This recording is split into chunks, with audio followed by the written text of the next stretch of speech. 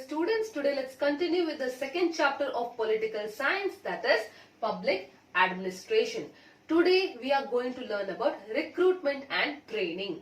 Recruitment and training. You have known about the meaning of these two terms under one heading. What is it? So you have learned about the meaning of recruitment and training under the heading staffing, right? Okay, so let's learn about it in brief. What is recruitment? Actually, recruitment is a process of selecting an eligible candidate. Okay, so what is the meaning of eligible? Eligible means skillful, knowledgeable, who is fit to be in the service. Okay, so you know the meaning of eligible. What is the meaning of candidate? Candidate means the person who has applied for this job.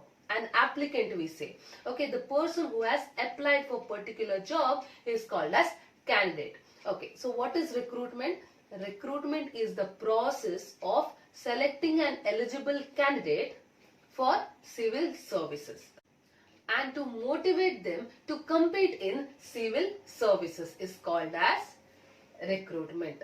So according to O.G. Stoll, let's see what he says about recruitment. Okay, so you know the meaning of recruitment now. What does O.G. Stoll says? Recruitment is the base of staff structure. What does he say? He says the entire staff structure depends on recruitment. Staff structure means the set of staffs. How they work entirely depends on the recruitment. Recruitment means choosing of eligible candidate, right? If they don't choose a eligible or good candidate, what happens? The entire staff structure gets ruined, gets destroyed, right? So that means entire staff structure or set of staffs depends on the good recruitment. According to the staff administration experts, there are two types of recruitment. How many types of recruitments are there? There are two types of recruitments. Those are direct recruitment, which is also called as external recruitment. In exam, they might ask you, explain what is external recruitment. So you need to know the meaning. There are two terms which is used. Same meaning it is. Okay, direct recruitment and external recruitment. Second type of recruitment is internal recruitment. First, let's know the meaning of direct recruitment or external recruitment. This is the most popular or famous way of recruitment, where an eligible candidate is selected through competitive exams, like for example IAS. What is the full form of IAS? Indian Administrative Services, and IPS, Indian Police Services. These are examples for the competitive exam. So the competitive exams will be conducted where they will be given 4 options. For every question they will be given 4 options of answers. Whichever they choose, they have to shade it in that slot. Okay, the one who the answer which they choose, they have to just shade in that slot. Okay, this is how the competitive exam takes place, and only the eligible candidate will be selected for the job.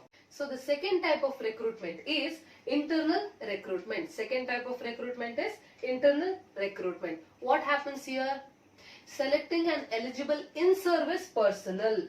In-service personnel for the higher position means in-service personnel means the one who is already working in the organization. He is not a new applicant or new candidate.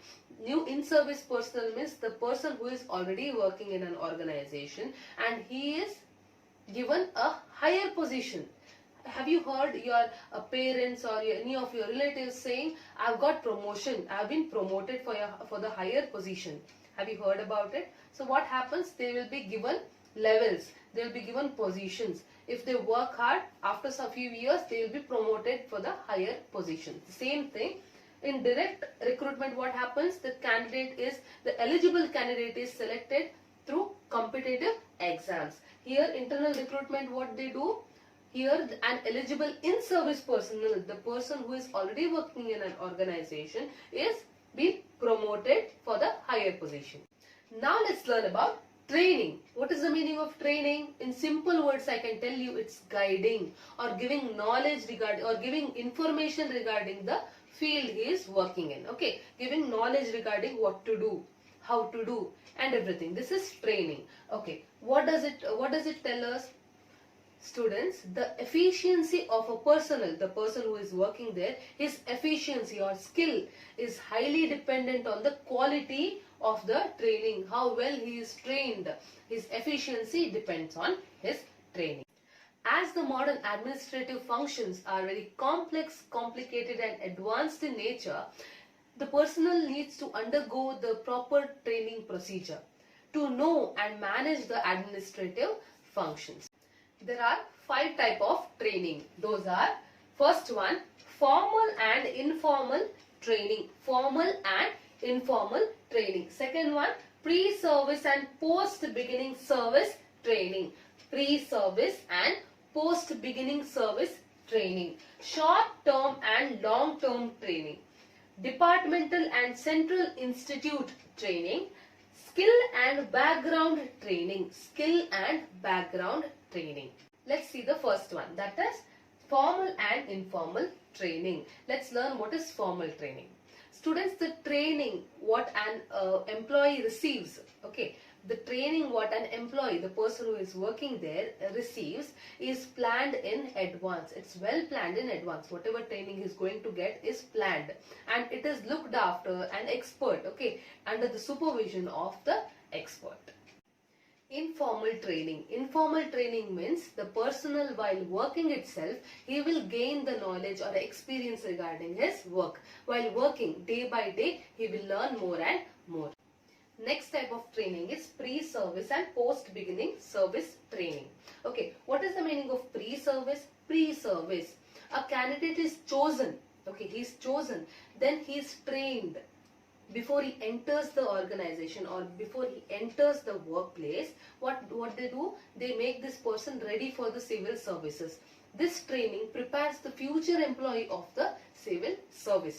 What is the meaning of post-beginning service? Post-beginning service training means the candidate is already chosen, is already selected and recruited. To make his skill even more efficient, to make him more efficient enough, this training is given. Next one, short-term and long-term training. Short-term training means it is given for 4 to 6 weeks. Long-term training means it is given about 1 to 2 years. The training which is given for 1 to 2 years is called as long-term training. Next type of training is departmental training and central institute training. Departmental training means the training which is provided by a specific department is called as departmental training. The training which is given by the central government institution is called as central institute training. Last type of training is skill training and background training. Skill training means this training mainly aims on improving the skills of a personnel, the person who is working there. Okay, what does it aim? It aims on the improvement of the skills of the personnel. Background training means this kind of training gives more about general awareness to the personnel.